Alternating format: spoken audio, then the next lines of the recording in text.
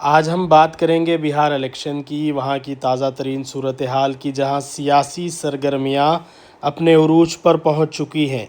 कौन कहाँ से लड़ रहा है, किस पार्टी ने किसको टिकट दिया है, अवाम के मिजाज का रुख क्या है, इंतखाबी मैदान का मुकम्मल राउंड अप हम इस वीडियो में देंगे। सबसे बड़ी खबर ये है कि जन स्वराज पार्टी के बानी और मशहूर इंतखाबी हिकमत कार प्रशांत किशोर ने इंतखाबात ना लड़ने का ऐलान किया है। उन्होंने खुद तस्दीक की कि वो सिर्फ पार्टी की तंजीमी सरगर्मियों पर तवज्जो देंगे।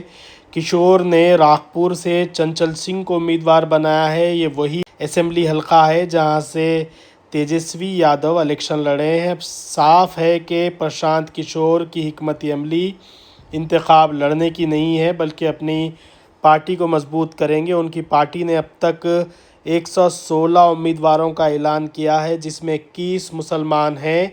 किशोर ने वादा किया था और ऐलान भी किया था कि वो कम से कम 40 मुसलमानों को टिकट देंगे। मुमकिन है कि वो तीसरी और चौथी लिस्ट भी जारी करें।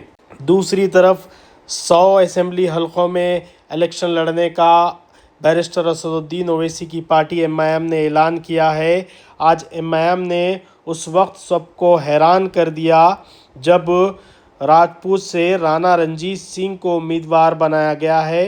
राणा रंजीत सिंह नंगे पाँव, सर पर नमाजी टोपी और माथे पर टीका लगाकर कागजात दाखिल करने के लिए पहुँचे। उन्होंने कहा कि मुझे मोहम्मद से भी मोहब्बत है और जय श्री राम का भी उन्होंने नारा लगाया। पैगाम बिहार की सियासत में फ़िरका वारियत के बीच एक नया तजुर्बा मालूम होता है। देखिए, मैं एक मंदिर की तरह लोकतंत्र की मंदिर का जो है एक शुरुआत करने आया हूं, तो कहीं ना कहीं ये मेरी भावना थी। हम लोग मंदिर में चप्पल उतार करके जाते हैं, तो हम लोग उसी लिए आए हैं जो सेवा करने हम लोग निकले हैं। लोगों की सेवा करके लोगों का दिल जीतने निकले हैं, तो कहीं ना कहीं ये मेरे लिए बहुत ही इमोशनल पल है।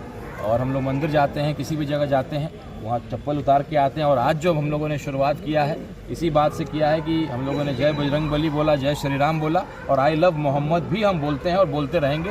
लालू प्रसाद यादव भी आज उस वक्त नज़र आए जब उनके बेटे तेजस्विनी यादव ने अपना पर्चा दाखिल किया। तेजस्वी यादव ने राबड़ी देवी, मेसा भारती और अपने वालिद लालू प्रसाद यादव के साथ पर्चा दाखिल किया। पर्चा दाखिल करने के बाद तेजस्वी ने नीतीश कुमार पर सख्त हमला किया और कहा कि अब जेडीयू नीतीश कुमार नहीं चला रहे हैं, बल्कि लालन सिंह, संजय झा। उन्होंने कहा कि जेडीयू बीजेपी के इशारों पर चलाई जा रही है। उधर बीजेपी के बाद जेडीयू ने भी उम्मीदवारों की फेहरिस्त जारी की। जेडीयू ने 57 उम्मीदवारों के नामों का ऐलान किया है। बीजेपी ने भी एक भी मुसलमान को टिकट नहीं दिया था। वहीं नीतीश के भी पहली लिस्ट में कोई मुस्लिम उम्मीदवार नहीं है। जेडीयू ने 5 वुज़रा और 3 बाहुबलियों को टिकट दिया है। बिहार में 2.3 करोड़ मुस्लिम राय दहिंदे हैं जो 80 असेंबली हलकों पर अपना असर रखते हैं, लेकिन एसआईआर के दौरान 2 बड़े मुस्लिम आबादी वाले ज़िले किशनगंज से तकरीबन 10% मुस्लिम वोट कट किए गए हैं और पूर्णिया से 8.5% मुस्लिम वोट निकाल दिए गए हैं। बिहार के मुस्लिम वोटर्स आमतौर पर लालू की पार्टी और कांग्रेस को वोट देने के लिए प्रेफर करते हैं, लेकिन इस मर्तबा एमआईएम जो है वो ज़्यादा सीटों पर इलेक्शन लड़ रही है। वहीं प्रशांत किशोर की पार्टी भी ज़्यादा सीटों पर इलेक्शन लड़ रही है। जन स्वराज ने अब तक 21 उम्मीदवारों को टिकट भी दिया है। मुस्लिम वोट बढ़ने का इम्कान है, लेकिन इसी दौरान प्रशांत किशोर ने ये भी कह दिया है कि बिहार के इलेक्शन में एनडीए को जीत हासिल नहीं होगी।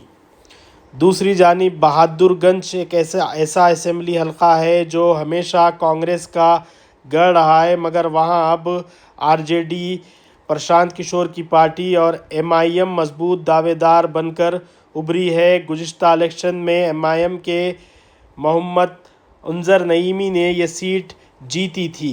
बाद में वो जेडीयू में शामिल हो गए थे। इस मर्तबा एमआईएम दोबारा इस सीट को हासिल करने के लिए ज़ोर लगा रही है। बिहार की 243 असेंबली की नशिस्तों पर पहले मरहले की रायदही 9 नवंबर को और दूसरे मरहले की रायदही 11 नवंबर को है। वोटों की गिनती 14 नवंबर को होगी।